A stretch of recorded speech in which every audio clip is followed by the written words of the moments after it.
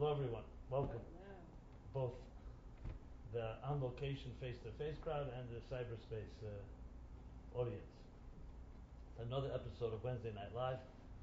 I've been doing this class now for 32 years in unbroken chain, week after week. One of the oldest members is sitting right here, Jeff, who was 16 years old when I met him. Wow. So 16 plus 32. I know I'm not 17 then. And now his wife is about to expect the first child they're going to have. Yay. But I want to dedicate the class to the mother of a very dear friend, Mark Belinsky, who literally passed away yesterday, 2 days ago. Today was her funeral. Her name is Asya Bat Ben Sion and Sarah, 18th of Sivan. So may her soul benefit from these words, and may we benefit from her. And at the end of the day, just as a short introduction, as some of the thinkers say, we're not physical human beings on a spiritual journey, we're spiritual beings on a physical journey. However, our myopic lens and perspective allows us to see very little, which is the surface level of existence and of the world, when beneath the surface lie layers and layers and layers, and no one even knows how far down the rabbit hole goes. There was a time where they thought the world was made up of elements. Then they discovered molecules, and then they discovered atoms, and then discovered subatomic particles, and now we know already they're subatomic. And any scientist will acknowledge that we have no idea how many substratas there are as you go deeper down. And the same thing is in the human being. Once there are limbs and organs, and then we discovered there are internal organs, and then we discovered cells, all the way down to chromosomes, DNA that is absolutely microscopic, and that too has infinite layers. But if you open up any book on Jewish mysticism, Zohar or the writings of the Arizal, you'll see documented a whole map that talks all about the inner workings of what makes things tick. So just like a clock has its mechanisms, so too does existence, so too do each of us. And another beautiful, eloquent element in this Kabbalistic thought is the idea that everything is microcosm, macrocosm, which is also becoming a scientific reality, and that is that everything that exists in the large scale also exists in the smaller scale, which DNA is a perfect example of that, stem cells is another, and especially in quantum mechanics, we know today that the smallest atoms, billions of miles away, are made up of exactly the same thing that consists of matter in this world here, in our material world. So it's not surprising for someone who's familiar somewhat with the mystical to know that the inner forces are what make everything tick. What's even more fascinating, and this is where science has not yet reached, and that is not only is there an inner to the outer, but it's actually the outer that is just a reflection of the inner, which means it doesn't work the other way around, that first there's an outer reality and then we dig inside and we look for what makes it tick. First the forces that make it tick exist, the energy, and then comes matter, which is hence what I said before, that we are spiritual beings on a physical journey, not the other way around. Since I'm mentioning a passing of a soul, so I just repeat something I share often here. The big question everyone asks, where does the soul go to after we die?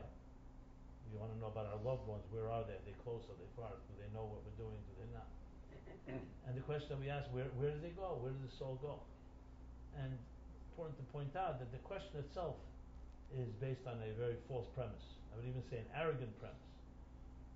And that is that we think we are where it's at, so we wonder where the soul goes to. Who says you are where it's at? Who says we're the center of the universe? And I always use an imaginary dialogue between, let's say, a refrigerator and appliance with electricity. So the appliance asks the electricity in this imaginary conversation, where do you go when they pull the plug? The refrigerator asks. And the electricity is all incredulous and says, what do you mean where I go? Where do you come from? Your little box that they just invented in the last 100 or 200 years. They figured out how to generate and contain electricity in this box to refrigerate and keep food cool and fresh. Now you're wondering where I go? Where'd you come from? You're this little box, and now you think you're the center of the world. I go back to my natural place, which is not confined by time and space as you know it. And the fact that I was inside of you is only for a short period of time. That's not my natural being. It's exactly the same thing. For us to ask where a soul goes is equivalent of a little box trying to figure out the mysteries of the cosmos. And yet we're so accustomed and so trapped, so seduced by this world that that's all we see, and to the point we think to the exclusion of everything else. And yes, we may have some sense that there's something out there. There's more to life than not what you see is not what you get.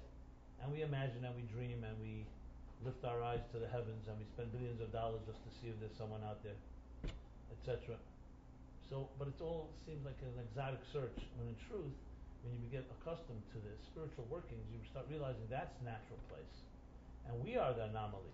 We are the novelty. When I say we, I mean our consciousness. So it becomes a fascinating discussion of how these two get bridged. How does our limited consciousness, the refrigerator, the appliance, the box, connect to that which is beyond the box? And this is what Judaism is all about. The fusion and integration of matter and spirit, matter and energy. And when you talk about God, instead of the so-called nursery school version of God, think of God as the essence of it all. And if you go down the rabbit hole, that's what you'll hit. So it takes on a far deeper meaning than just some type of biblical primitive concept of believing a supernatural or superstitious God that creates earthquakes when people misbehave, but rather becomes the deepest essence of all reality. And then you start realizing how sophisticated Judaism is, and realizing that the body, what we call mitzvot, the body of laws, is not just commandments and laws, but anyone that knows Hebrew knows the word mitzvah means connections. Connections is a lot more intriguing than commandments. Nobody wants to be commanded. Everybody wants to be connected, whether it's through mobile phones or through networking or who you know, that type of thing. So connections, you want to write a note. Okay, where am I getting connected to?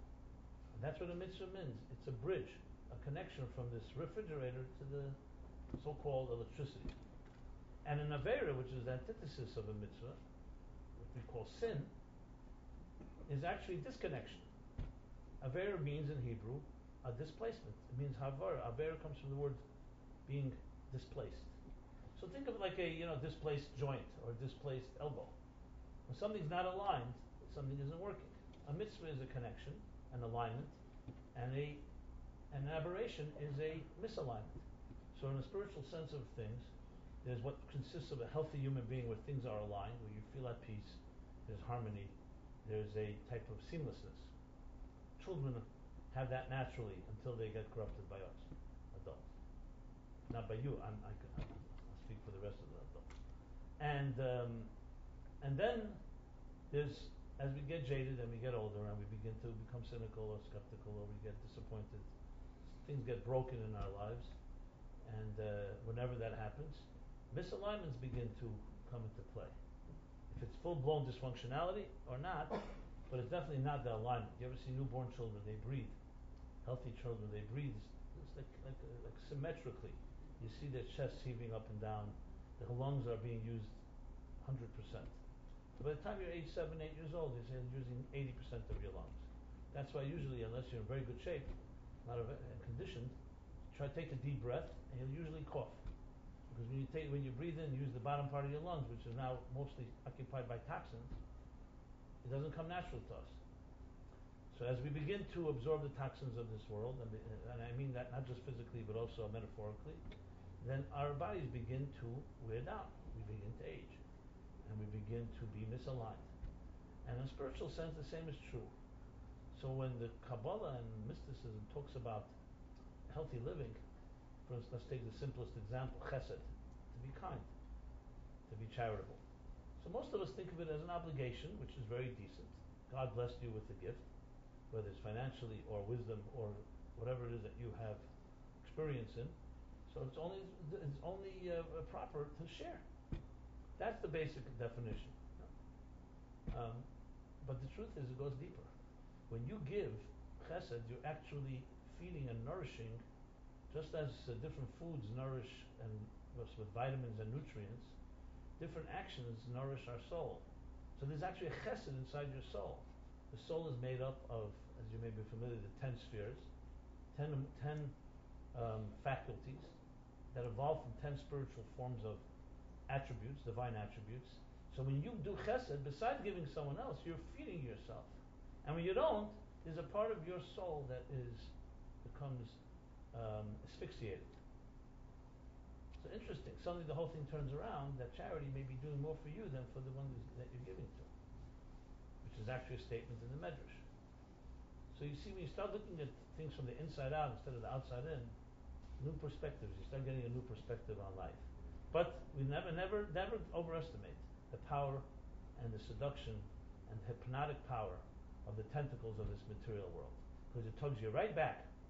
As much as you know this spirituality, you walk down the street, you see something that attracts you, if it's healthy or not, you get drawn to it. And all these wisdoms suddenly disappear. I know. You want to come up here and tell us about it? We all have our story, don't worry about it. Yes, we all have our story. Levitsa Baditchever once famously said, beautiful statements he said to God. He was always arguing with God about everything and trying to defend the human race. And he said to God, he says, big, in Yiddish he said, Grace Kunst. You know what Grace Kunst is? Big trick. You gave them a material world in which they live. And you write in the books about spiritual worlds. Why don't you give them the spiritual world to live in and write in the books about the material world? And you'll see how they behave. That's the story. So we read about it, we hear about it, we sense it. And we all know, as spiritual as you may be, listen, a few dollars, a little covet, a little honor, a little other distraction can pull you right back into the whirlpool, to the vortex of the material world. The box. So the challenge is constantly like a tug of war. Tension and resolution in language of Yecheskel the prophet, and used a lot in Kabbalistic and Hasidic writings, Ratzeh and Shuv. Tension and resolution. A healthy measure of tension and resolution is the key to life. I always mention the cardiologist that comes quite often to this class. So he helps heal many hearts, but his own heart is broken in relationships and in other ways. He's always telling me, he just wishes life would be simpler, calm, some bliss. He wants some animal bliss. I don't know if you use the word animal, but bliss. So I always tell him whenever he says that to me, I say to him, so you mean like a flat line? So he says, no, not a flat line. A cardiogram, flat line is not a good sign. It's very smooth and very simple. Flat line is like the shortest route between 2 points, but it's not good for life. It's called death. What does a good heart look like? Like a wave. Literally like a wave. So too high of peaks or too low valleys, obviously, is an imbalanced life, as I said, misaligned. Too much tension or too much resolution. Anxiety is a form of too much tension. But have angst, a healthy measure of angst, a healthy measure of discomfort. To get out of your comfort zone is very healthy. And same thing the other way. Too much resolution where you're just calm all the time. No challenge is also not healthy. So it's always a balance between some tension and resolution. Like climbing a ladder. You don't jump too many rungs, but you always have to have your foot going to the next level. Or as some of the Hasidic masters say, you have to always keep your eyes to heaven with your feet firmly planted on the ground. It's sometimes a difficult dance because it's much easier just to go one direction. Like going two directions. But that's what it's about. So in a sense, this is this essence of Judaism, and now I want to bring it out to the topic at hand. I could talk just about this. We could talk about this all night, all our lives actually. And that is regarding this particular day in the Jewish calendar. So often I address the weekly chapter in Torah, try to touch upon that as well. But today, since being that it's the 20th of Sivan, something I haven't addressed, I believe, in the previous years, according to my memory, I thought it was a good topic to address because it's just a unique chapter in Jewish history which illuminates tremendous insights in the microcosm of our own lives. As I just mentioned, macrocosm, microcosm. History itself is reflected in our own personal lives. What's so beautiful? Oops. Is the sound going right there?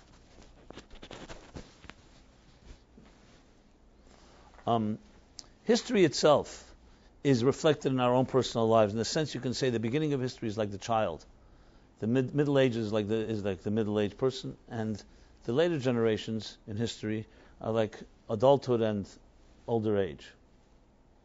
So, in that sense, we can learn many lessons from history, not just lessons that not to repeat that which was done, or to just be aware of our heritage and our past. Are we right? Huh?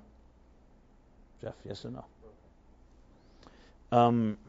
But also lessons that actually reflect in our own personal lives. Now, Jewish history in particular is probably the most turbulent of all. Because I don't know if there's another nation in the world that has gone through so many ups and downs as we have. You know, when you talk about ups and downs, and I'm not talking once or twice, literally from almost the beginning of time, whether Adam and Eve in the Garden of Eden, Abraham later, the Jews in Egypt, and then the generations, battles in Israel, and then the first temple, the second temple. Literally with every empire, every major empire, the Jews were under their control. They faced the almost brink of annihilation, just to come bouncing back, which is why the Talmud says that the Jewish people are compared to a moon.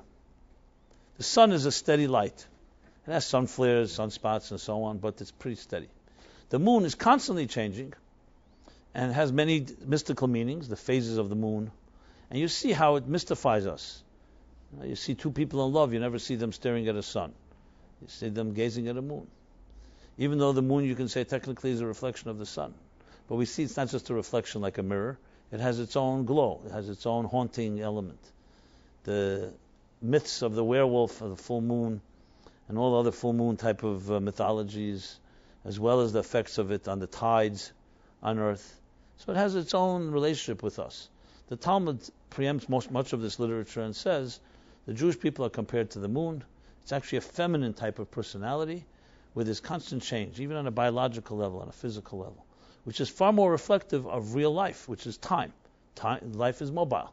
Life is not some just static state. It's constantly changing. But in the context of the Jewish people, one of the key elements is because the moon waxes and wanes, and as it wanes, it comes down to a point where it disappears, which is why we call the next day the new moon, the birth of the new moon. We celebrate Rosh Chodesh, the head of the month. We actually make a blessing on the new moon. Moses was shown the new moon when the Jews left Egypt. So the moon becomes a symbol of the renewal, just at the point of extinction. And the lesson, of course, is that nothing ever gets extinct. The Jews are a perfect example of it.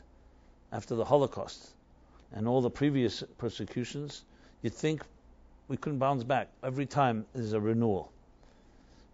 So the 20th of Sivan particularly is significant because it's spelled out in some of our holy books. They talk about different fast days of when Jews fast. So we know the famous fast, the classical ones, of course, Yom Kippur, Tisha B'Av, the saddest day in the Jewish calendar, when the two temples were destroyed. And we have the 17th of Tammuz, when Jerusalem was, the walls were scaled, and the walls fell down. We have the 10th of Tevet, when the walls were encircled. We have the day after Rosh Hashanah, Tzom Gedalia, and the fast of Esther. These are the famous fasts. Some people just know of Yom Kippur and Tisha B'Av, etc. But there's actually a sefer called Masechta Taanis. There's actually a tractate called the Tractate of Fasting. But there's also other books that talk about other fast days. And the 20th of Sivan, which is today, is designated, the Magen Avram, which was a great commentator on Shulchan Aruch when he brings the fasts, he brings that in Minhag Poland, in Poland, there was a custom that they would fast on the 20th of Sivan. The Shari Tshuva and other commentaries there explain the reasons for it. Two major tragedies took place on this day. One in the 12th century and one in the 17th century. And as you see in a moment, they really captured the Middle Ages, the Dark Ages, especially for the Jewish people. So in the 12th century, begin with that on this day, the way that's documented, the story goes, it was one of the earliest blood libels. A Jewish, delivery man or some sort of person was walking at night in the town, in a city in, what city was it in France? I don't recall right now. Maybe Lyon. I'm not sure. And he was walking, and he witnessed a murder of a child. When the peasant who murdered the child saw the Jew, he decided to blame it on him. He went running to the priest, and he says he saw a Jew kill the child, to take its blood for the matzahs for Passover. This was this blood libel. I believe the first blood libel was not in that year, it was a few years earlier in England, but this was one of the early ones. And of course this was an excuse to incite the crowd, and I believe 30 or 40 Jews were massacred. Well, first they were arrested, they were forced to be forced to confess. If you baptize yourselves, you become Christians, we'll save you. They chose not to, and it's a long story, but briefly, it began a pogrom and a massacre of those Jews. Okay, you could say 30 Jews. Listen, every life matters, but it's not like you can't compare it to the Holocaust. But this day became symbolic because a little while later, the Jews were expelled from France. This is one of the first expulsions from a major country in Europe, from France. And this began a trend. If you go through the Middle Ages, from the 12th century on, if it wasn't France, it was England. In the 15th century, it became Spain. The golden age of Spain, the expulsion from Spain, 1492. And this began a pattern in either expelled, overtaxed, and discrimination. So the 20th of Sivan, this day, became symbolic because it began then. So it wasn't just the tragedy of that day, but it began a series and put things into motion of what would be the terrors that Jews would suffer throughout the Middle Ages. Then comes the one of the 17th century, is known, some of you may be familiar with Jewish history. There was a thing called the Gzeres Tach v'Tat. It's like the decrees of Tach and Tat are just acronyms for the Hebrew years, Tav Ches and Tav Tes, which would correspond to 1608 and 1609, I believe. No, 1648 and 1649. Tach v'Tach. So in 1648 and 1649, you may have heard Chomnetsky, who, by the way, still today in Poland, there are big statues of him as a hero. And he was one of the big Jew baiters, the Hitler of their time, in its own way, and led these pogroms across Poland, especially in Eastern Europe. Serious pogroms where they massacred thousands upon thousands. And remember, Jews were not in the millions as they are today. Some people say there's more Jewish blood in the rivers of Europe than water. Because this was the place where most Jews lived. There were the Jews, of course, from the Spanish, or I should say the Sephardic countries, but they too were expelled from Spain. So where do you think they went? Many of them went to Amsterdam or to other countries. They migrated. Eastern Europe, of course, became the bastion, became the center. But this wasn't just Eastern Europe. It was Central Europe, Germany, France, as I mentioned, and so on. But just for the record, this is the place where also the greatest scholarship was taking place. Rashi was in France. The Tosafites, the people who wrote Tosfos, were in other countries in that area. This was the bread and butter. This was like one of the richest periods in Jewish scholarship, which itself is a study which I'm going to discuss in a few moments, how these two work. Most people in times of war are not publishing books or writing poetry or creating music. They're running for their lives or trying to protect themselves. And here, during these bloodbaths, you have some of the greatest commentaries and some of the greatest works of literature in Jewish scholarship ever to be produced, which itself is interesting. How? In literature today, one big fad is what they call deconstruction, deconstructing literature, where you take a novel or you take another work of literature, whether it's fiction, non-fiction, and students are taught by professors how to deconstruct literature. What does that mean? To strip it of the characters or even of the time period and try to understand the writer and his personality. You could see here, maybe a hint to his alcoholic mother or his abusive grandfather.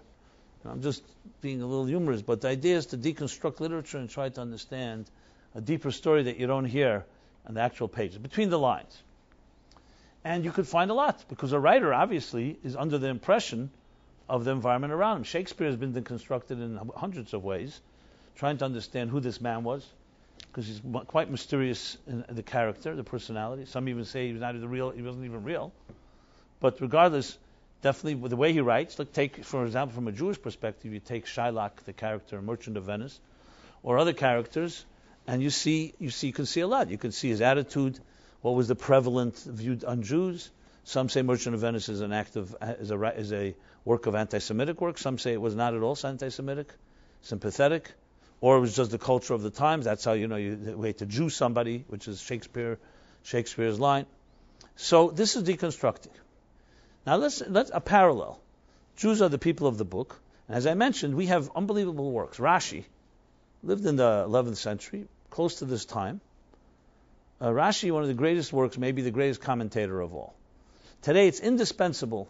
You cannot read Chumash, you cannot read the Torah Bible without Rashi. How they read it before Rashi? We have to say that people understood what Rashi understood. So besides his interpretation, it's also his concise language. He almost created Hebrew anew. The way he wrote, the way he was able to describe, and such brevity. Just to give you an example, Rashi didn't just write a commentary on the entire Bible, he also wrote a commentary on most of the Talmud, except a few tractates where he never had a chance to finish writing. So his grandson, the Rabbeinu Tam, writes a commentary, and for every line in Rashi, Rabbeinu Tam needs 5 lines. Literally. You suddenly see Rashis that take up, let's say, a column. Rabbeinu Tam takes on like 10 columns. He couldn't emulate his own grandfather's concise style. As we know, short is long. As Winston Churchill once wrote a long letter to his friend and then apologized at the end and said, I'm sorry for not having time to write a shorter letter. Because it takes more time to be short than to be long. And Rashi. So Rashi, commentator. You study this commentary and has been studied and analyzed by commentators and counter-commentators. Literally, I think there's probably over 100 authors that wrote commentary just on Rashi. Full commentary. I don't just mean referring to him. So you like deconstruct Rashi. If you read Rashi, you read his whole commentary, you'll find profound insights. I challenge anyone to try to figure out what kind of time period he lived in.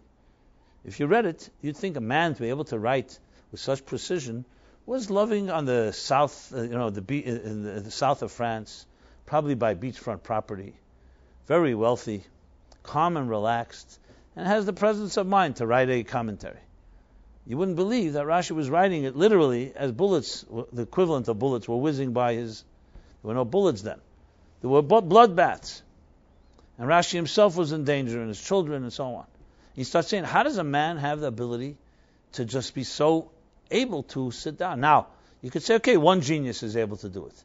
But you go through the commentators, the writers, the Rashba, the Bali Tesvis, and so on, hundreds and hundreds of them, living in the fear of death any moment, expelled and killed and all the other discriminations I mentioned, and all had this presence.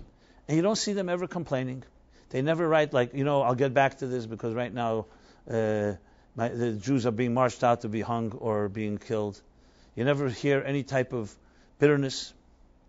So as a skeptic would say, you'd say they're either completely out of touch, which is hard to imagine, cared about their families and about their lives, or they had this unbelievable ability to transcend, which of course is the real answer. But this is not something you can deny. This is a fact of historical fact. You can look up at these books, they're published, which is also a miracle, that most of it even reached us. It was so easy for it to get lost. It was all manuscripts. And yet Jews always valued the words, and they made sure to preserve it. Even when in France, they were burning the Bible and the Talmud, etc., and in Germany as well.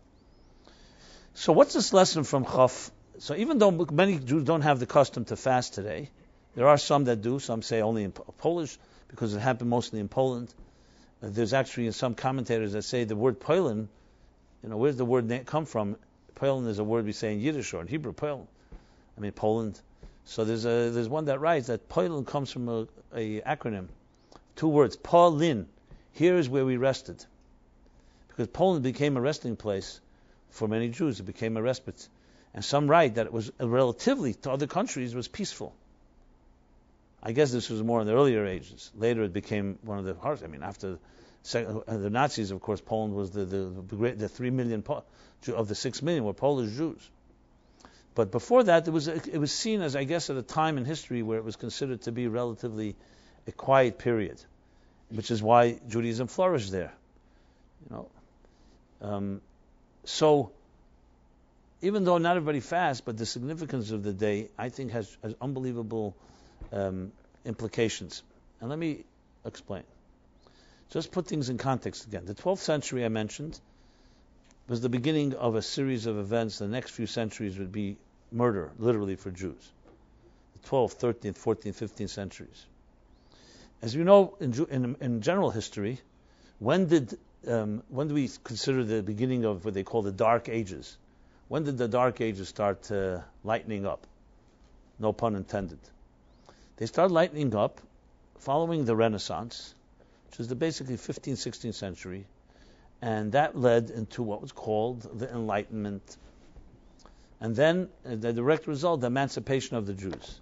So if you're familiar with that history, this is where basically Middle Ages enters modernity. To understand our times, you have to understand the 17th century. It's impossible to understand where we are without understanding, because that was a real transition century. That was essentially when the waves of what we call democracy and freedom began to sweep through Europe. What does that mean? We take it for granted. But remember, the concept of individual rights did not exist. Not just not for Jews, for nobody. The monarch or the church leader was an absolute monopoly over power, and they were the children of God. They chose what is your destiny. With one word, you were alive or dead. And that's where you had the very strong class distinctions. And anyone that read, we all read, as a necessary reading in high school of A Tale of Two Cities, which for some is the whole, where they learned anything about France and the French Revolution. This was the big issue, the upper class, the bourgeois, and the proletariat. What later, or George Orwell would call the proles.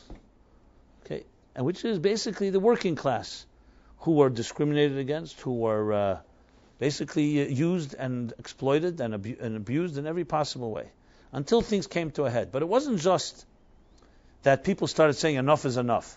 They had no recourse. It wasn't like you could go and join together and do something about it. Where are you going? You want one monarchy to the next.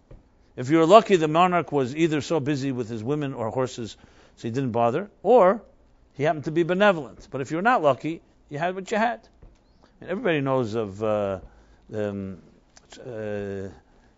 the Presbyterian Church was born. The Anglican Church was due to King in England, King Henry VIII, who loved his women. And one woman would not marry him unless he divorced his Spanish wife, which was a prearranged marriage for Spain and England to be in partnership.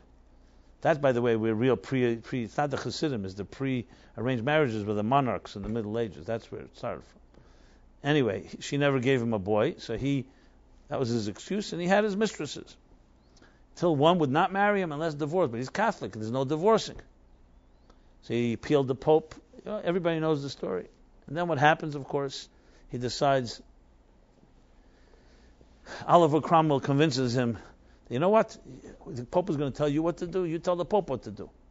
He doesn't agree to the divorce, you create your own church.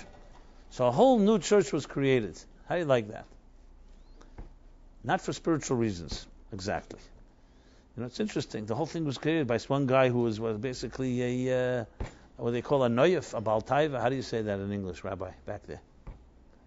A person just was indulged in his own desire, created a whole church just around that, which is its own little irony.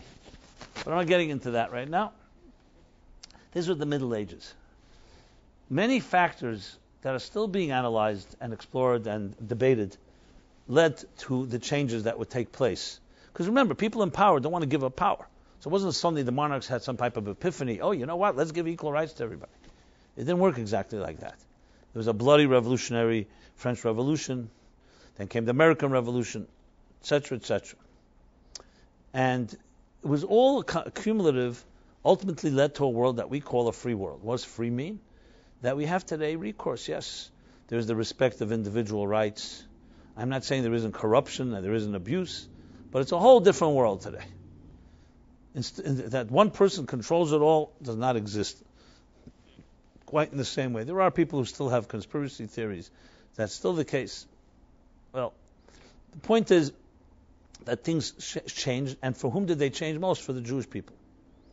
Because they were the most discriminated. So when these new so-called attitudes began to take hold, the Jews were the first that benefited from it.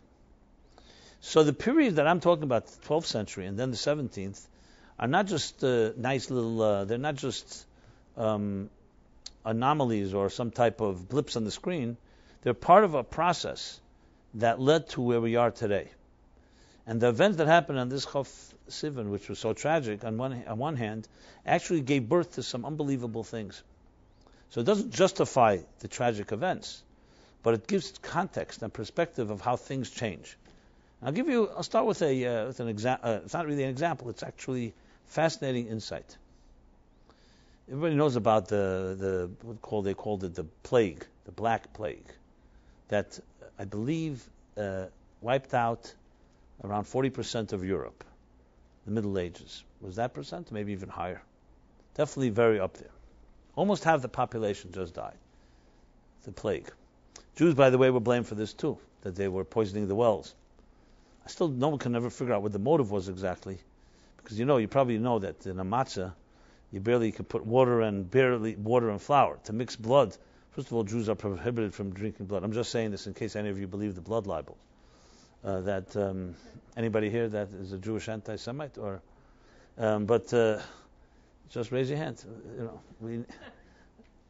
So Jews are prohibited to put blood in the matzahs. Is just completely insane. But I don't even feel the need to defend it. So here, this is something very fascinating that I read this a while ago, and you can check it up. I was like almost blown away by this. One of the big factors that brought freedom to Europe and then later to the world was the plague. You wonder how? The plague was just death. It was death everywhere. I mean, if you read about what was going on, it was the death. Remember, it wasn't just the plague. It was extremely contagious. And then, of course, you have dead bodies around, so it created even more disease. It was just, Europe was one big, cemetery, graveyard. So here's what happened. Remember that the numbers of the monarchs and the so-called bourgeois, the high class, the upper class, were small. The numbers of the working class were very high. So the plague did not discriminate. It just took everyone. But who suffered most? The working class. So suddenly, there were half the workforce due to the plague. So suddenly, workers could make more demands because you couldn't find a worker so easily, and that allowed the workers to join together and start charging more, and they gave them more rights. Can you imagine? The death of half of them created demand and their ability to demand more, and that started breaking the monopoly. Because when you have a million slaves to choose from, yeah, but if you only have 500,000 and you just had 1 million before, now everybody's value goes up. Why did it blow me away? Because it's again, no way am I trying to in any way sanctify death, but it's tremendous insight to see how something can turn into a complete opposite that anyone would ever imagine after the fact. You see it's similar in nature. I don't know if you've ever gone to forests that have been ravaged by forest fires. It's a fascinating study in resilience, especially if you go just a short period after a whole area has been completely wiped out. You look how nature regenerates itself. You never believe it. How resourcefulness, how mushrooms start growing, and then how this. If you have someone, especially a guide, show you how nature knows how to rebuild itself. As a matter of fact, as you know, we know today, many forest fires are actually deliberate because it's necessary to create to create the nutrition and the nourishment of land. Often requires burning it down. Which, by the way, as an aside, the Chinuch writes as much about Shemitah. Next year will be a Shemitah year, which is a sabbatical when we rest the lands in Israel, only in Israel. So he writes, one of the reasons for it is because I'm like a machine. If you work it all the time, it burns out. So once a year, we rest the land so the land can regenerate itself. I read critique, people said it's ridiculous. Look it up today. Today it's seen as a fact that sometimes you could think a land is not like a human being. Of course, a human being can't work 24/7. Land, what's land? Why not? Just keep planting. There is a value to not plant or harvest a field for a period of time, and then it comes back with a lot more strength. It's very similar to, not because the land got tired, it's just healthy to have that type of cycle. So back to our topic here, this is captured very much in this day because what happened, even though there were such massacres, but remember when the Jews who are survivors had to deal with such challenges, you dig deeper. And when you dig deeper, great things happen. I'll start since the Hasidic world is close to my heart because I grew up in it. The Baal Shem Tov was born right after, basically, the Gzeres Tach V'Tat. We're talking about That's the Baal Shem Tov just gave us an acknowledgement. Yeah. It took on the shape of a cell phone, but that I said before, physical thing, reality evolves from spiritual reality. I ever told you I was doing a Shabbaton in the Karbach Shul. Upstairs there was they had like the Friday night dinner, and they asked me to speak after the chicken was served. As I begin speaking, we all hear the cry of a rooster, which was very fitting because we just had eaten chicken. So some people were looking around. Is there like a rooster running around or something? The Karbach Shul, anything is possible. So but as you all know, so anyway, we found out that some roosters sound like cell phones. That was the story. But back to the topic here. So there's a statement in the Torah that says when the Jews were oppressed by the Egyptian exile, it says, Kashayanu Esam ken yifre v'chen yifritz. In direct proportion, as they were oppressed, the more they were oppressed, the more they flourished and thrived and spread out. It's an interesting statement. I don't know who said it, Eleanor Roosevelt, and I'm just all in one breath. Chumash Shmois, Eleanor Roosevelt. Okay. I'll soon quote Jimi Hendrix just to round it all out. So, was it she that says, women are like tea bags. You don't know how strong they are until you put them into hot water. Well, I would say the same thing about the Jewish people in general, and in general, anyone that's really a strong person. You don't see strength until it's challenged. If you want to see the strength of the Jews in full glory, look at the most difficult times and chapters in our history. And I want to reiterate again, qualify. I'm not in any way trying to justify or find any redeeming factors in suffering. Suffering is a mystery that remains a mystery, and we ask God to give us all the benefits without the suffering. But after the fact, two things can happen to a person when they suffer. They either break down and die, unfortunately, psychologically or emotionally, or even worse than that, or they dig deeper and they find new resources. Only two options. I mean, you can go into denial for a short period of time, but that usually doesn't last. And those are the two options. And I'm not addressing here the why innocent people suffer. It's a whole different topic, which we may never have an answer for anyway. Job represented us all when he argued with God about it. But what we do about it is a whole different question. Not why, but what do you do about it?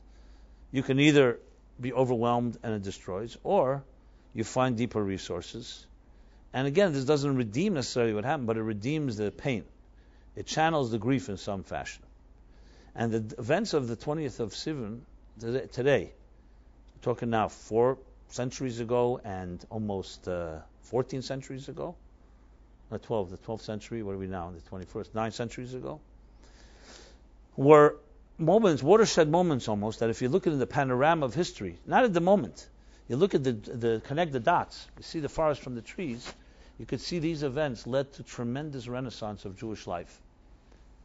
Even while we recognize, and we fast, some of us, for the tragedy and the great people that died, both in the Gzer of Tachvatat and in France, and there were some of the biggest leaders. We know their names, people like Shimshon Astropola, others like that, great scholars, for no other reason, simply because they were Jewish.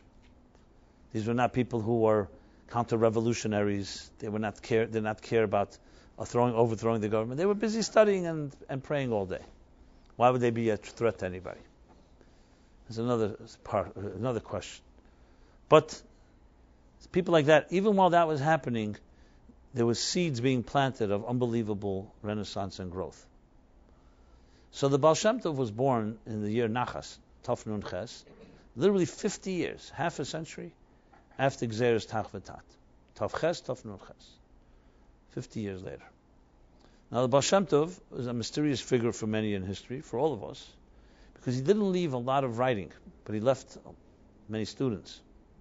And he left particularly one student who brought us many students. There are all kinds of myths and critique of the Baal Shem Tov, which I just want to qualify. Some say he was a simple man. But the fact of the matter, the fact that he drew to him some of the greatest scholars of his time, I don't know if you're a scholar or not, but you could imagine that scholars are not usually drawn to ignoramuses. They may see beauty in a simple person, but they're not going to see them as their leader. You can't compare. It's two different things. So sometimes if you don't see writing of someone, but you see that great scholars are around him, you have to say that they recognize some scholarship. And with this Baal Shem Tov in Hasidic literature, it says, he came to awaken a faint Jewish people. Because you can imagine physically the toll that it took, this running from country to country, these massacres, these pogroms, and the unpredictability. You never knew when's going to come next. It was not like you living at home and you're going to have some type of weather warning or something, that there's a pogrom coming. To live like that, to live under fear all the time, can you even imagine it? I can't imagine it. My father was born in Moscow. He used to tell me of the fear that they lived, 24/7 fear under Stalin. Now, if you know Stalin, you read the books about Stalin. Stalin was a culture of fear. This was deliberate. He was psychotic. I wouldn't say psychotic, he was a psychopath. Should be the right word. He was able to kill his own son and sleep peacefully that night. I mean, there's something wrong with such a person. And he led this great mighty nation. And fear. What means fear? He let no one be secure. He was always killing somebody. So everybody was always watching their back. That's how he kept control. I mean, he had like pleasure in this fear. And this fear seeped down, spilled over into all levels of society. So my father would tell me these stories. It was still almost like a fairy tale. Now, I believed him, but I wasn't there. You don't dare. You know, when you go to sleep at night and you feel calm because you live in your own home and you're tucked in by your parents, you know, you can't imagine going to sleep and literally heart pounding every night, every day. Who knows what's going to happen tonight or today? But this was the culture in which they lived. And what came out of it, they became the strongest people possible. They delivered the literature I described, the scholarship of the Middle Ages is unparalleled. You can never believe. If you did not know what they were going through, you'd think this was the golden age of scholarship because they were all living in peace. It's not true. Even Spain, the golden age, when Jews were at peace, they didn't produce as much as under the gun. Maybe because like the tea bag analogy, maybe. That was the way they preserved their sanity, to escape into transcendence of literature and scholarship and study and so on. But they did it. The Baal Shem Tov came around, and he came to awaken the morale and the physical stamina of the Jews took a serious toll. Because though they maintained, obviously, their commitment, but they were broken psychologically. And what did he teach? He began to teach the soul of Judaism that is so vital to really be a passionate human being. The truth is that Arizal, if you look in the context of history, who lived in the 15th century, so smack between the 12th and the 17th, began to teach these teachings, but they were very esoteric and most people could not relate to it, except his own students. But he did say, mitzvah legali zeis hachachma. The time has come to reveal this wisdom. So here's a story that captures this in the most powerful way. There was a big debate. Are we all right? There was I'll start with. I don't like the sacrilegious parallel, but in your honor back there, I'm going to say it. Okay. In the 60s, there was a debate between Aldous Huxley and Timothy Leary. These are two gedolim in the world of LSD. Two big leaders. And they were both experimenting. You know, Leary was a professor of psychiatrist actually in Harvard, until he was kicked out because of his experimentations. And Aldous Huxley was this thinker. And LSD came on the scene, and for them was expanded consciousness, and so on. Now, don't take this as an endorsement. This is just observation here. And the debate went like this. Leary felt that everybody on Earth, everybody in the United States should be given LSD, and the world will become a world of peace because everyone will have this expanded. Maybe you should come and check this. This expanded state of consciousness.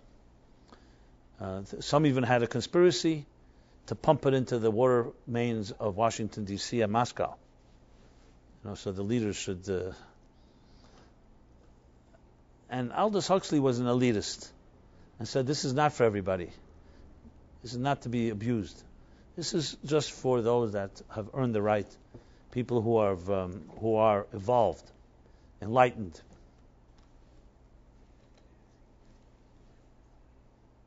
Are we all right? Okay.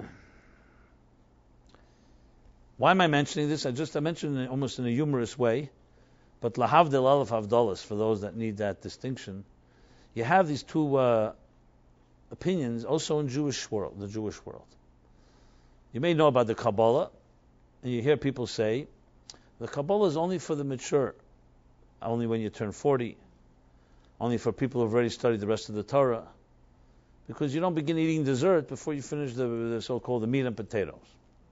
Okay, that's one argument. And yet you see how it's become more and more known, and it's spread, especially, as I mentioned, the world of Chassidim. And we know there was a debate between what they call the Chassidim and the Misnagdim. Misnagdim were those that opposed the spreading of these teachings. They saw it as heretical or whatever it may be. Now, what's the essence of this debate? I'm not talking now the petty or the partisan personalization of individuals who have their own issues. I'm talking philosophical. What was the philosophical debate going on by people who are of quality? It was similar to this discussion, that you cannot go and just take so-called the secrets of Torah, the esoteric mysteries of the mystical teachings, and just open it up for everybody. People won't appreciate it. It's too subtle, it's too refined, and it requires a heightened state of being, an evolved state before you study it. And this is true. You look in the Talmud, it says that ein dorshin ma'aseh makov ela b'yachid, which means you should not study the story of the chariot, which is the cheskel, the visions of the prophets, the mystical visions, only alone, only privately with one person. It shouldn't be a public thing, because it's about quality control, and it will be abused or misunderstood or not appreciated. Especially when you get into the esoteric, where you need to really have a lot of ability to abstract. Because when you read Kabbalah, there's a lot of allusion to sexual stuff. There's a lot of allusion to material that if you don't have a refined state of abstraction, you can, what they call megashim it too much. You turn it into something too, hedonistic. And you see that. You may have heard of Jacob Frank, and of course Shabtai Tzvi. These are all part of this period of time, by the way. Shabtai Tzvi was right at that period, almost close to the Takvatat, that period, right afterwards. Who actually was a reason, because the Jews had fallen, such their morale was so low due to all that, so they were very susceptible to a guy's coming Messiah. Like to them, this time has come after all this suffering, perfect time. The Mashiach comes right after the darkness. And then there was Jacob Frank. Now we all know the end of Shabtai Tzvi's story. He converted to Islam when he was threatened, and he became a complete apostate, etc. Jacob Frank was even worse. He had studied a little, dabbled in Kabbalah, and turned it into his own orgy, basically, literally. Because he took the literal interpretations of Kabbalah and said, you want to reach the highest levels of unions, yichudim, it has to be through illicit relationships. Initially, that's what he preached. Obviously, it was very appealing to certain groups, because you can do anything you like. There's no discipline. So you can imagine what kind of backlash that created among the more faithful, and they were terrified. So when they saw the Baal Shem Tov come around, oh no, who knows what he's going to do? Very suspicious. I remember then also it wasn't easy to check up on someone. It wasn't like today, you just travel, hang around with a guy, check his email history, his Facebook, and see if he has any skeletons in his closet. This was like, it was all a lot of hearsay. One person distorted a rumor. They say, oh, Baal Shem Tov is doing miracles, etc.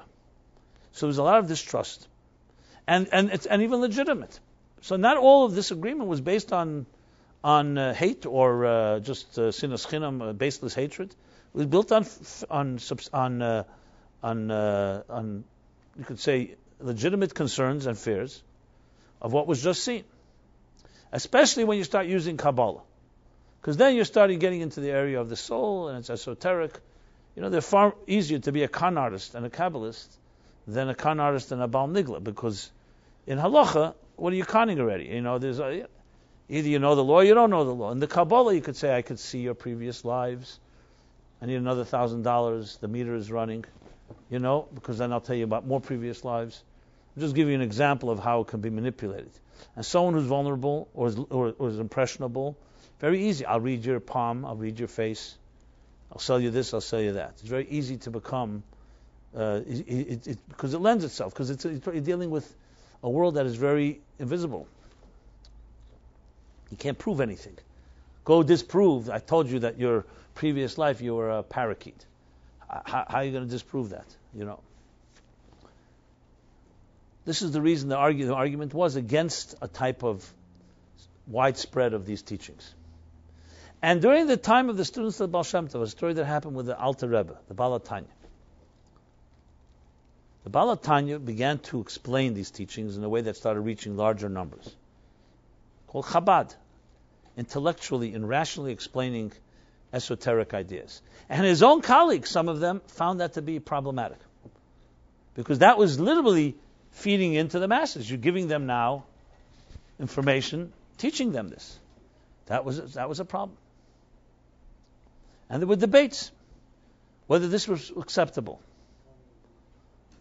As a matter of fact, some Chassidim, when they heard the Baal HaTanya start teaching Chassidic thought in rational terms, began to cry, because they felt it soon will be abused by people who don't appreciate it.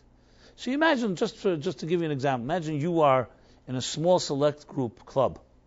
The secrets, the deepest secrets of music, that's passed on carefully from teacher to student for thousands of years. And suddenly someone starts teaching it in a way everybody can get it. And we're not talking about trying to control it for commercial reasons or protect intellectual property, but you start seeing people not appreciating it and losing its so-called quality. It's very disturbing. That was the reason of the opposition to spreading of Kabbalistic teachings. But when the Arizal said, Mitzvah legala zeis hachachma, this time has come to reveal it, he was an authority. He had the right to say that. That was a change. And it began to be taught. By the time it came around to the Baal Shem Tov, as I mentioned, who was born, as I said, right that same century of Chaf Sivan in the 17th century, he began to proliferate it even further. And there's the classic letter that he wrote to his brother-in-law, the Baal Shem Tov, that he heard from the Messiah, Mashiach. When will you come? He said, when your well springs will spread outward. Outward. So for many, even Kabbalists, even legitimate thinkers, that was a problem. Who says that's appropriate? As I said, we had seen in history witnesses, Jacob Frank, Shabtai Tzvi, others who distorted, abused, and ultimately desecrated Kabbalah and Torah and so on. The Torah says, the Talmud says, when you study Torah properly, it's Sam Chaim. It's like medicine. If you study it improperly, it's Sam Mavis. It's like poison. So you can take the same Torah with all its perfect beauty and use it the wrong way, and it can become a poison. And the Baal HaTanya struggled with this question, which is why in Chabad Chassidim lore it says that the day of Yutas Kislev, the 19th of Kislev, was a big day when he was liberated from prison, because it wasn't just seen that he was informed upon, but it was like a Gzeira L'mayla Kitrug, so to speak, a challenge in heaven as a time has come for you to teach this Torah. So you always think about it. People ask me the question. I used to wonder, hey, God Almighty, something, people do all kinds of who knows what. Here a man is spreading Torah. Why would it be a crime? You could say a crime. Someone's doing something, a real crime. We have real crimes. We have murder. We have inappropriate behavior all the time. Spreading Torah, since when is that like a problem? But it's a problem because if it's not taught to the right people and it's going to be abused, it can be a challenge. And there's a long story about it, but at the end of the day, he came out of prison, was seen as a vindication that the time had come to spread it further. So there's a story, I think it was Pinchas Karetz, I'm not sure who it was, but the Baal HaTanya was standing with him, and he was one of those that was questioning whether the time has come to really explain these ideas. And his argument, as I said, was that it would be abused. What happened? Luck would have it, or the Hashem had it this way. This was divine providence. As they're standing there, they see a Bletl Chassidus, a page from one of the Chassidic discourses, fell on the floor. So this, I think it was Pinchas Karetz, says to the Baal HaTanya, you see, it was clear. You see, it's becoming cheap. It's losing the value. Imagine, why is a Torah scroll, for example, in an ark? And we see the whole fanfare to take a Torah scroll out of the ark. We say special prayers. Vahi ben Seir Aaron. We stand there. Because it's a precious thing. You don't want a Torah scroll being cheapened. Precious things are kept covered. Holy of holies. And here, he saw this page on the floor, meaning it's not being appreciated. People take for granted if you don't preserve the integrity. And that's when the Baal HaTanya shared with him an unbelievable example. You may have heard it, but if you think about it, it's a tremendous example. First of all, of leadership, of love, and above all, of when the time comes when you have to sometimes take risks. He gave him the example of a ben chayla, of a sick child. Became so ill, all the doctors gave up hope on him. And he was the child of the great king of a kingdom. And all the doctors had said he will die. He was in a coma. Nothing worked. One doctor, they would look for doctors all over the world. The king had all the wealth in the world, so he looked for every medical expert. They found one doctor, some alternative doctor, who came and said the following. The king has, of course, precious jewels that are the collected rare jewels, but the most rarest of all is which one? The most precious stone in his crown. The king's crown. It's a symbol of his leadership, a symbol of his sovereignty. He says that stone comes from a very rare quarry somewhere, and it has, if you crush it, it produces a powder that you don't find anywhere on earth. If you mix that powder with some liquid, and we can get a little of it, a drop in between the clenched teeth of the sick child, it may help him. It may revive him. So the Baal HaTanya said, so what did the king do? This would be the precious stone. You can't return it. Once you crush it, it's crushed. You can't turn powder back into it. And it's not even sure. Maybe one drop, and the rest of it will just spill away between clenched teeth of a comatose child. The king, without hesitation, said, obviously, what do I need this crown? And what do I need this whole palace and my whole kingship if I don't have my child? And they crushed it. That was his example. He said, when the Jewish people were healthy, the world was a healthy place, you may not have to go dig that deep. But when there's a situation where you see someone is sick or ill, and his soul is at stake, then yes, it's true. Much of the stuff, much of the crown, the jewel, will be wasted, may be wasted, spilled out. But one drop saves his life, it's worth it. This was his example, why we have to dig deeper when times are darker. So at the same time, even though we speak about Yeridas Haderes, which means that there's a certain devolution, a certain descent in generations. Times of Moses we consider to be a very enlightened, Dardea, enlightened age. And in our times we consider to be simpler souls. But there's a depth and a renaissance of Jewish life that didn't exist ever, not even the time of the temple. First of all, the sheer volume, and even the depth of Torah. So maybe not everybody appreciates it. And the teachings of the deepest secrets of Chem de Gnuza. The same argument the angels made. What did the angels say when Moses went up on Sinai? Exactly the same thing. This is your most precious treasure. What are you giving it to Yelid Isha, to this man of flesh and blood, Moses? And what does God say? You, Moses, answer them. Moses is terrified of answering because they have a good point. So what does Moses do? He holds on to God's throne. And he says, let's open the Torah. What does it say? I am your God that took you out of Egypt. Were you ever in Egypt? He told the angels. I am the God. Honor your parents. Do you have parents? Don't steal. Do you have a temptation to steal?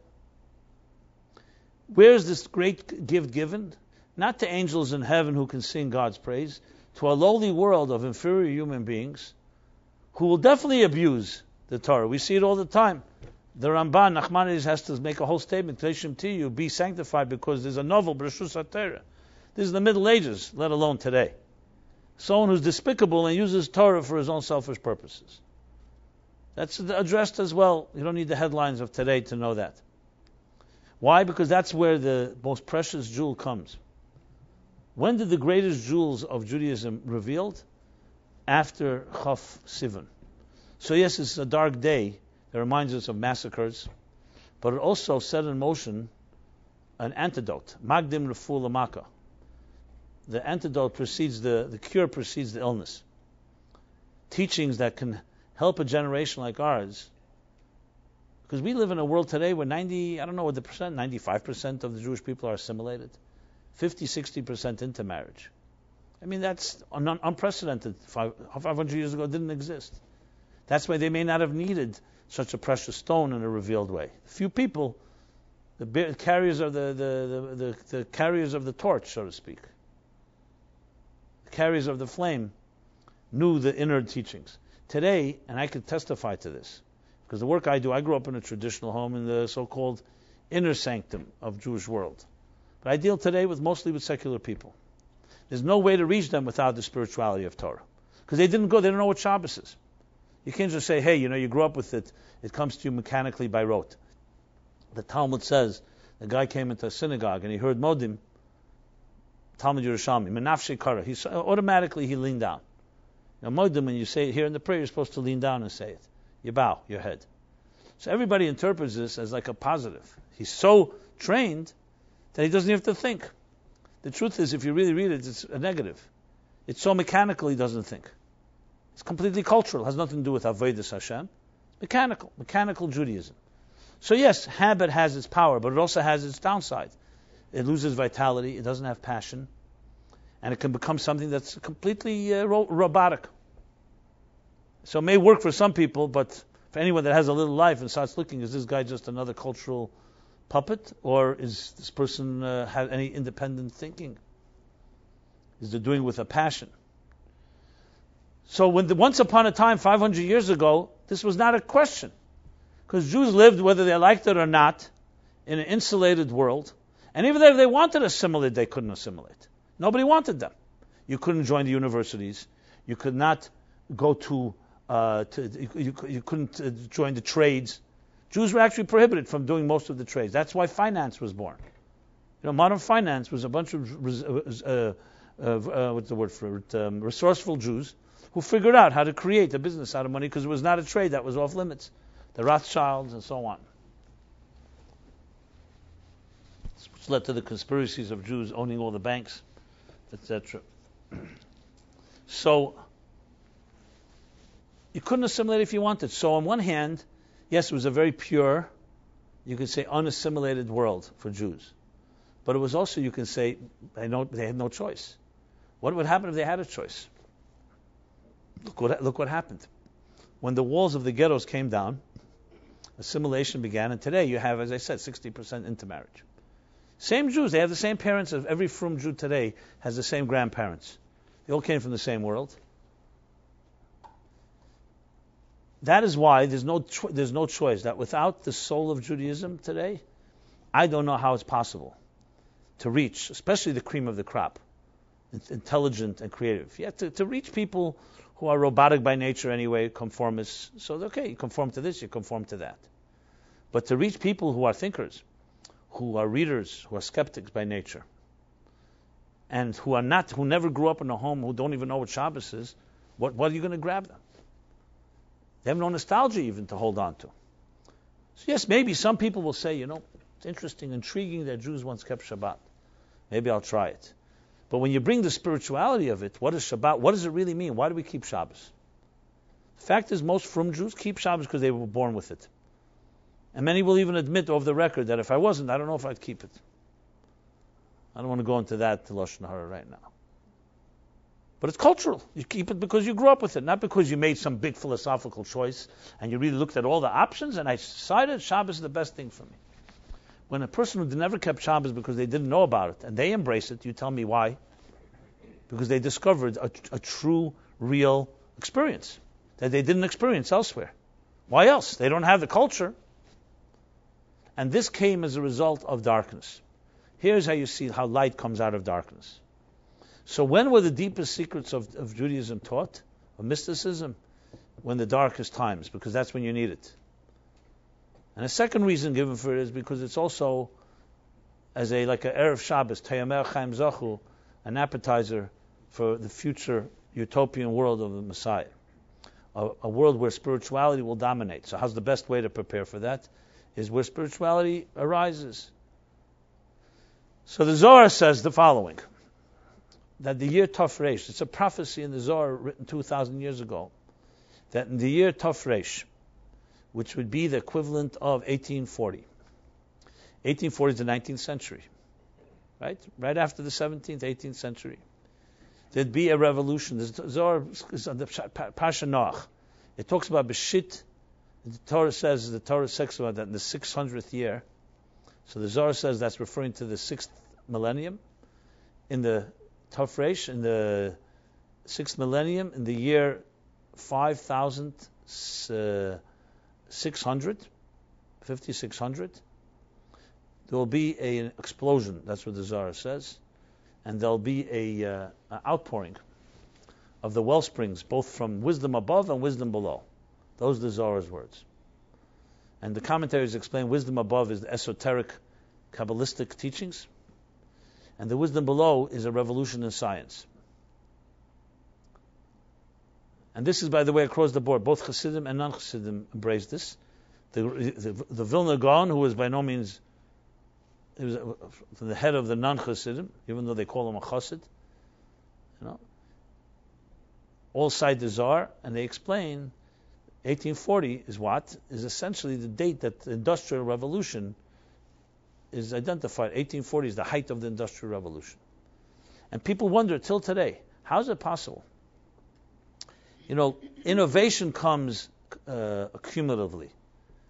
Let's say over a period of 1,000 years, every 100 years there'll be a new innovation, every 50 years. But in the period from 1840 till 1920, there was more explosion of more innovations than the previous 2,000 years. No one really understands why and how. It should have been staged every, steam engine in the 17th century, electricity in the 18th century. Here it all came together. And the 20th and 21st century is just accelerated. From the Zohar's answer is very clear. There comes a point in history where there's an explosion, an eruption.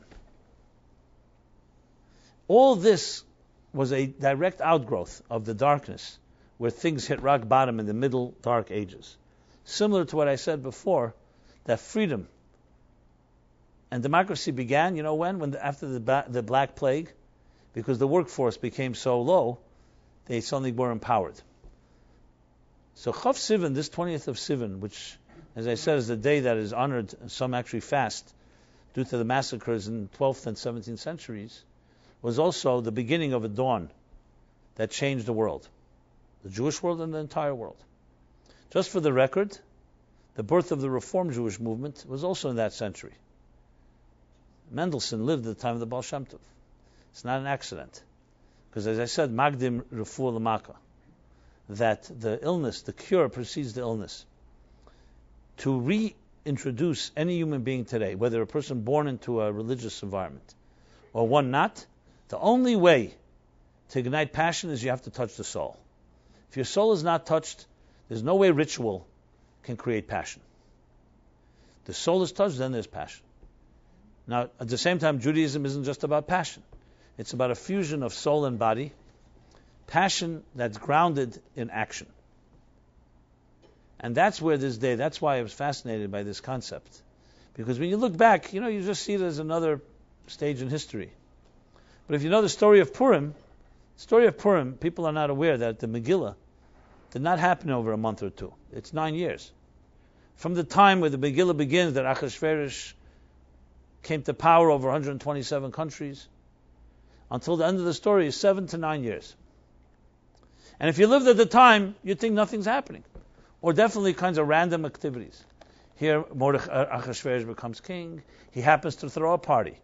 He happens to get upset at his wife. He happens to kill her. He happens to start looking for another wife. It happens to be Esther among all of them. And then Mordechai happens to overhear a conspiracy. And then the king happens to have insomnia one night. Who doesn't have insomnia once in a while?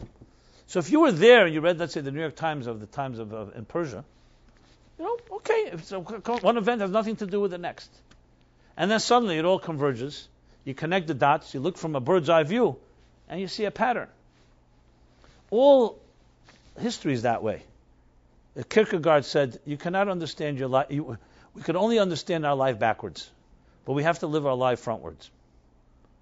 And when you look back, you see a whole bunch of series of coordinates while you were here, there, and you see patterns. It doesn't always emerge. It sometimes takes a lifetime.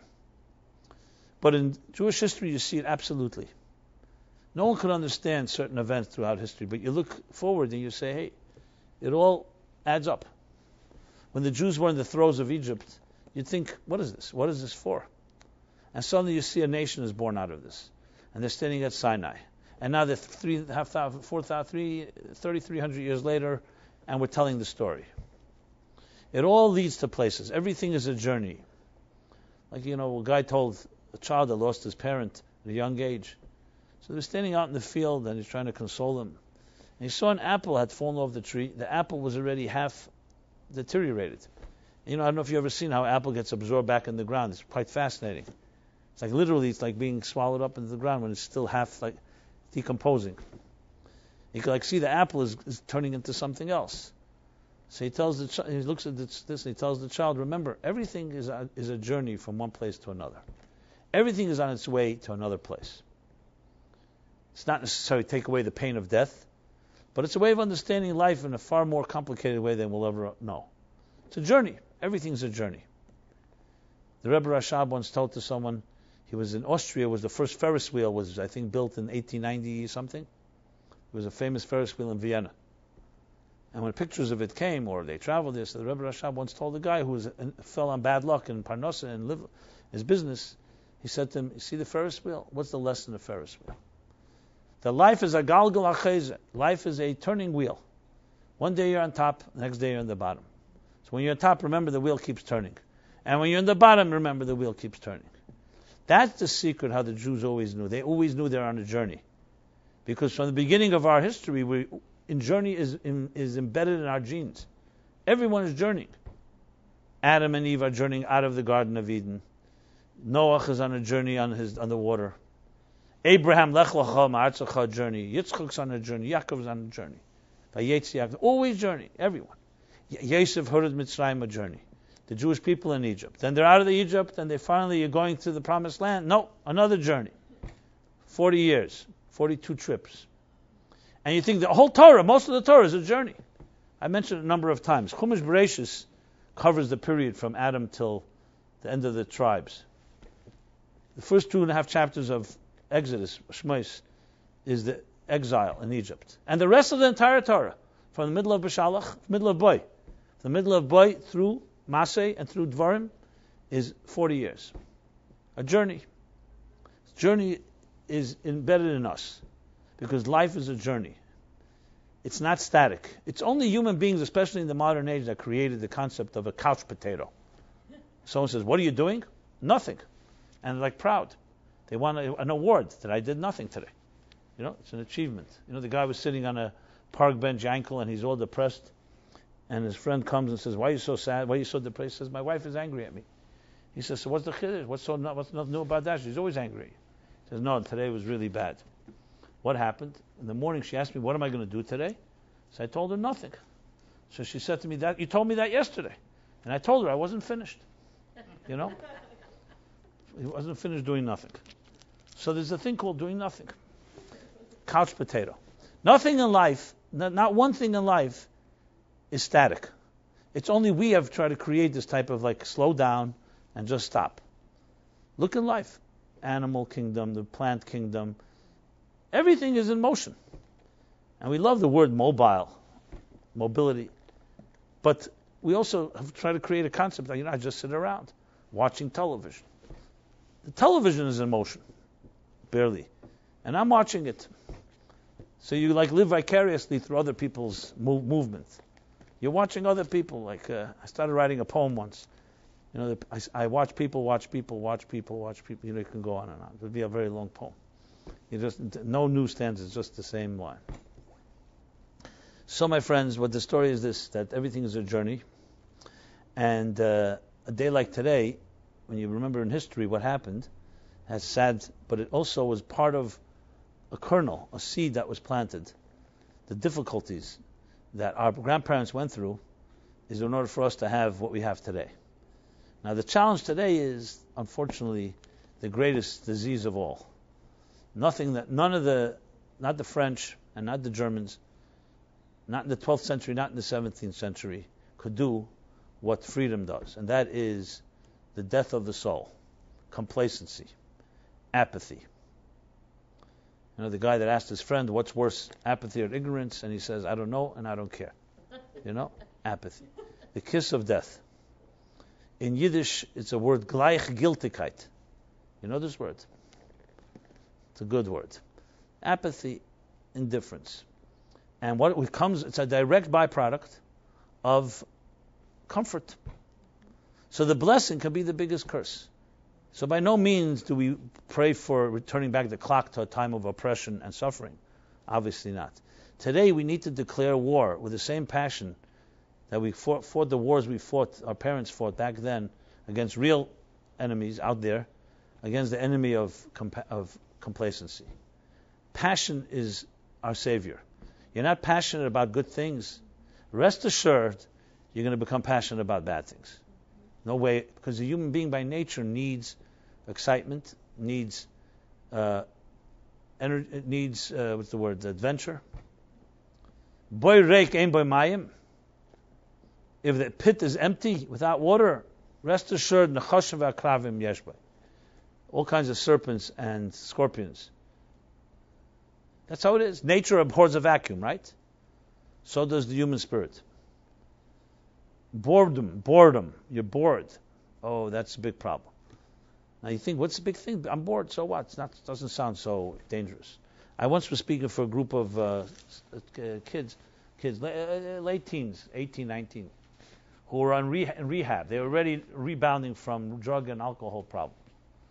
So they were, they had gone through tough times and they were serious at this point because they were like healing.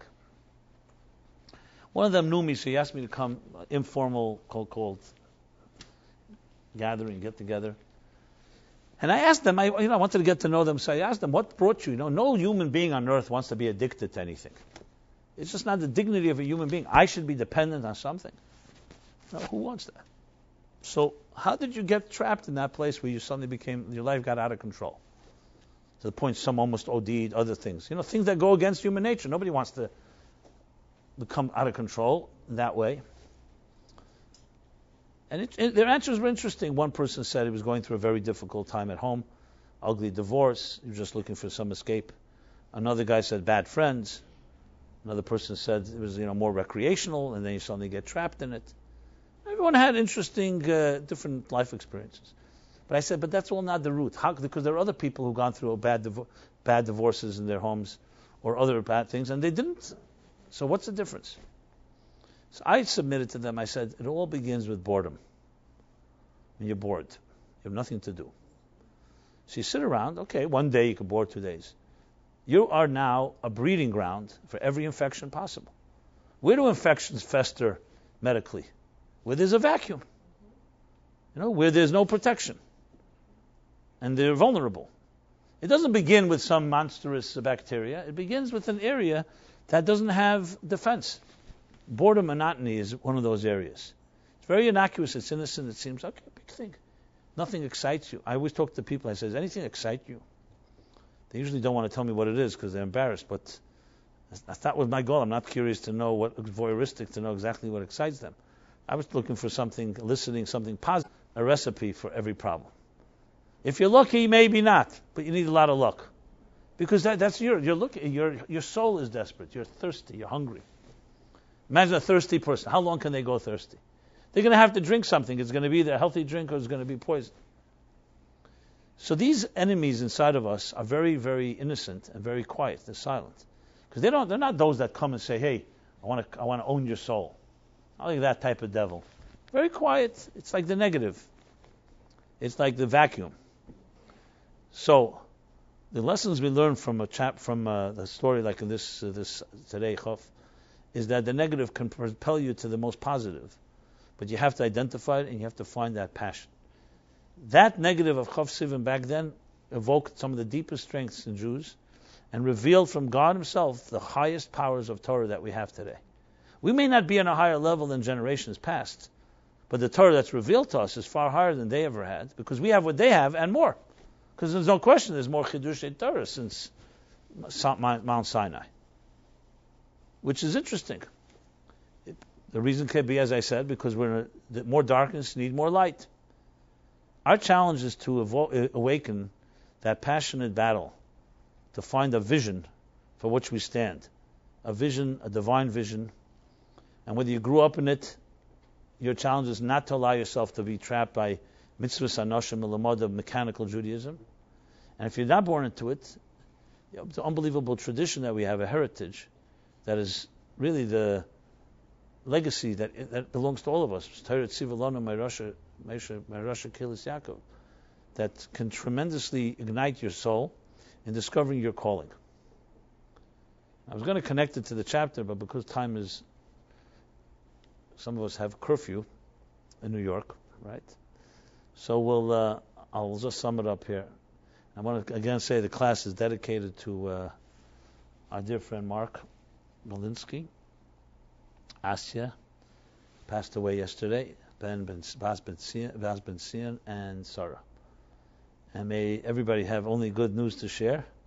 On a concluding note, we do not know the infinite powers of our soul. That's the bottom line. We know a little minuscule part, the tip of the iceberg. And it's critical for us to really find ourselves is to be around people that are soulful people. Because that helps, it's contagious. It rubs off. So I want to wish you all a blessing that you should all find such individuals in your life and have a very soulful week. Next week's class will not be live here because I'll be traveling to the West Coast. But I'll be recording a class that will be online. So you can watch it from the comforts of your living rooms, bubble baths, and other comfort zones. But rest assured, I'm not going to talk about comfort zones. So if you're lying in one of those environments, I'll try to, wake you up a little. They say, someone told me you make happy people miserable and miserable people happy. So it's a kind of compliment, I guess.